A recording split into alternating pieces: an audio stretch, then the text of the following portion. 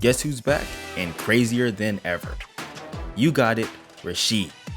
The character that was locking us down with infinite plus frames in the last version is once again back to haunt us, this time by doing stuff like this? Yeah, we might be in some trouble. What's going on, Street Fighter challengers? My name is Narakami, and I'm a competitive player with over 5+ years of experience playing Street Fighter. In this video, I will be breaking down Capcom's first DLC character Rashid and giving 3 pros and 2 cons to determine if you should play the character. It's easy as pie. We'll top off the sidelines and get right to it. Rashid. The wind's always on my side. But before I begin the video, I want to start this video off with the question of the day. What design of Rashid do you like best? His current one or his old one? Let me know your answer down below in the comment section.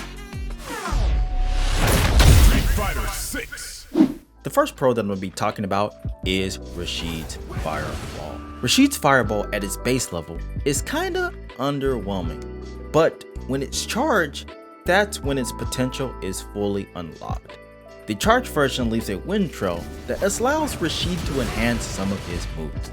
Some of the common ways that you can take advantage of this property is by doing a spinning mixture, which leaves him advantageous and up close enough to throw the opponent, and by doing an eagle spike, which makes his eagle spike almost unreactable and safe. Now this is just the tip of the iceberg when it comes to making use of the wind trail after the charged fireball. There are other things you can do, such as his jump, which becomes a super jump, and you can get even more trickier by adding some of his air specials after the jump for additional shenanigans. And so because of all that, this is definitely one of Rashid's most powerful tools. The second pro that we'll be talking about is Rashid's mobility. Rashid as a character has some of the most interesting mobility options in game. Some of his options include his run, which can be done by holding forward after his forward dash, his wall jump, which can only be done in the corner off a back jump by doing up forward, his aerial special move Arabian Sky High, which functions similarly to a double jump. He can use this option to mix up his approach in the air to bait out an anti-air attempt, and his side flip move, which is a grounded cartwheel that he can get an additional mobility option with a flip by doing an additional command of 2 kicks, and from there he can shorten the jump arc of the flip by holding back, effectively making it another way that he can bait DP with his mobility. So with all that, Rashid as a character has arguably the best mobility in the game, making it another strong suit for the character. The final pro that I'm going to be talking about is Rashid's level 2. Rashid's level 2 is his Yashir, which was his V-Trigger 1 in Street Fighter 5. For his level 2, Rashid throws out a huge tornado that slowly moves towards the opponent. While the tornado is out on screen, Rashid can enhance certain moves just like with his fully charged Fireball. Now when it comes to usage of this level 2, Rashid has complete versatility of functionality. One way he can use it, he can throw it out there and pretty much do whatever he wants to because the tornado is there for safety. Another way he can use it is simply by doing it in combo situation. And so because of the versatility of this super, I think it's one of the better supers in the game and also one of his best tools. Now on to the con.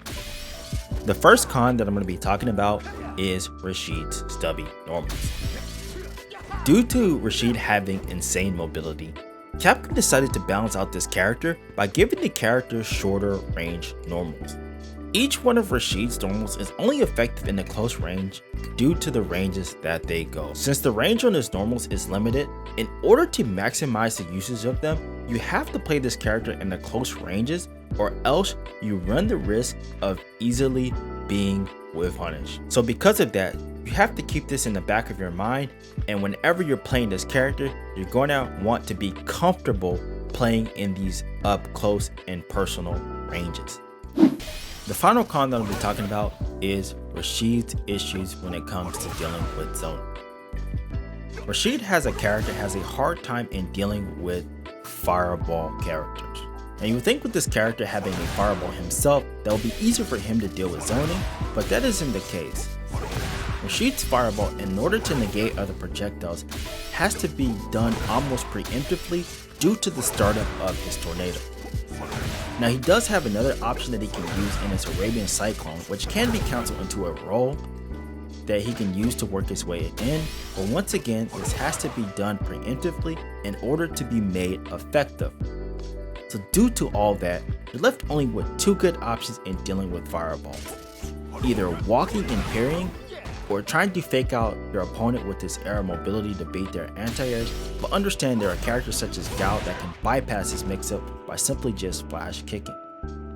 And so, if you're a player that gets flustered easily in dealing with zoning, understand when you play Rashid, you're going to have to be a bit more patient with your approach in order to get into his most effective range, which is the up close range.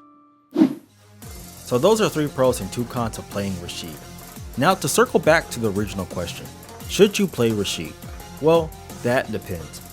If you're a player that likes to have mobility, crazy mix-up potential, like being up close to an opponent's face, and doesn't mind having to struggle to be in that range in certain matchups, then this character is for you. Now if you made it this far in the video and decided that this character isn't for you, then I have other videos in the series that you should check out. They're going to pop up now. Go ahead and check them out. So until then, I'll see you guys out on the battlefield.